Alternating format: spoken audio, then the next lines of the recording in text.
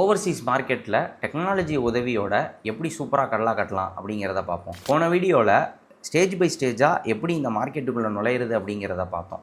வசீகரவேதா அப்படிங்கிற brand F3 அப்படிங்கிற ஒரு சிம்பிளான டெக்னாலஜியை யூஸ் பண்ணி தன்னோட இன்வென்ட்ரி மெயின்டைன் பண்ணுறதுலேருந்து அங்கே நடக்கிற பார்சல் பேக்கிங்லேருந்து எல்லாத்தையுமே மானிட்டர் பண்ணுறாங்க.